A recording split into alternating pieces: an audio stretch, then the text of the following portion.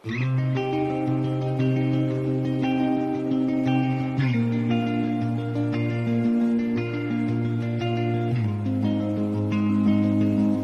हामी चाहिँ स्कुलतिर लाग्यो टक्क पारामा। हामी चाहिँ यस्तो बाटो हिँड्नुपर्छ है गाइज। स्कुल जाने बाटो यस्तो छ उकालो उकालो छ लास्टै। स्कुल चाहिँ वहाँ छ है गाइज, उतै माथि छ।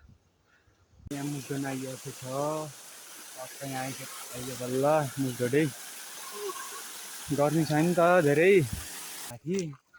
कति बजेर हिँडेको हामी 8:50 हिँडेको 9:30 भइसक्यो। वहाँबाट आएको हामी चाहिँ, वहाँदेखि आएको अझै यता पुग्न छ। यस्तो छ टक्क हामी चाहिँ स्कुल आइसक्यो है त। यस्तो छ स्कुल चाहिँ यो हो राइनडाँडा बजार।